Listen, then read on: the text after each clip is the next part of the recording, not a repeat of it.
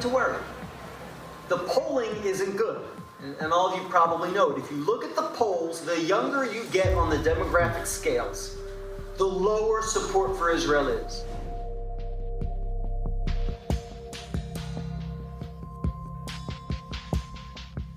It seems to be achieving its goals, and I think it threatens future American support for Israel. Younger people are leaving college less sympathetic to Israel than when they entered.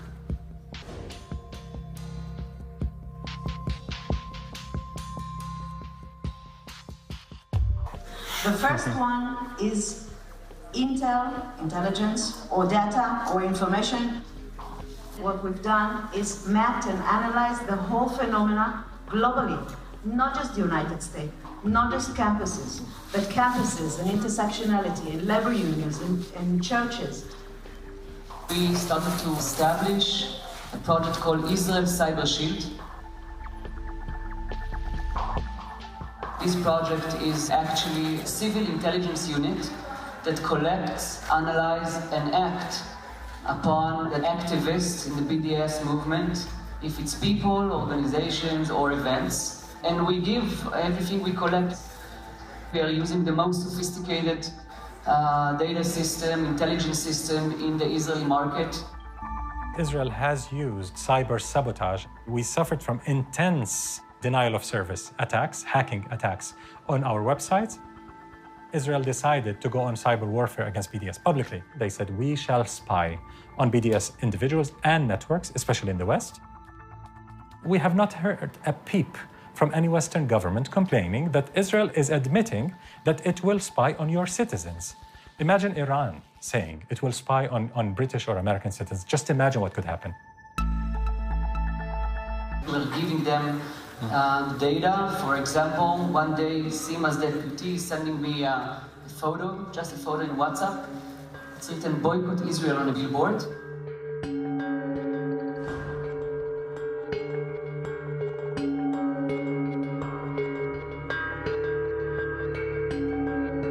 In a few hours, our systems and analysts could find the exact organization, people, and even their names where they live. We gave it back to the ministry. I have no idea what I did with this. But in fact, 3 days later, there were no billboards. We use all sorts of technology. We use corporate-level, enterprise-grade social media intelligence software. Almost all of this happens on social media. So we have custom algorithms and formulae that acquire the stuff immediately.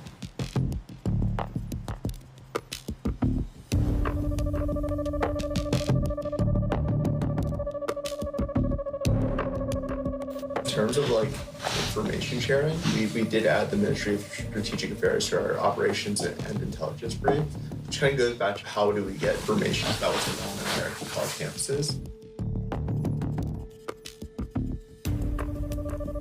Generally within about 30 seconds or less of one of these things popping up on campus, whether it's a Facebook event, whether it's the right kind of mention on Twitter, the system picks it up, it goes into a queue and alerts our researchers, and they evaluate it, they tag it, and if it rises to a certain level, we issue early warning alerts to our partners.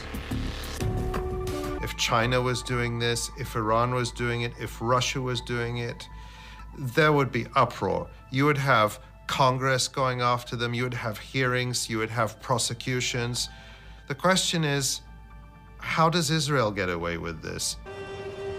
An American should not be spied on by a foreign government that is able to access all this information and possibly undermine their ability to exercise their democratic rights in this country.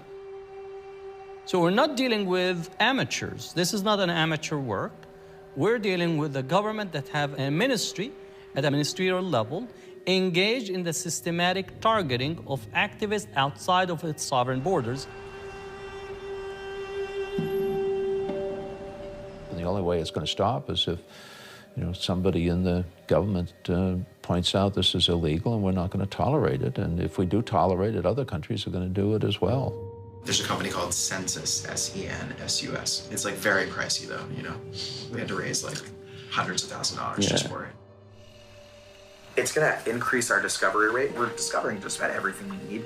It's also going to bring new sources online that we weren't able to access in an automated fashion, like message boards. And we have ways to crawl message boards right now and to monitor them, but it's like disconnected from the event and activity discovery mechanism, so that we want that system to be all integrated. So we just signed the contract yesterday for them to start that work. They actually already started it. Good friends in Israel that are helping us with that.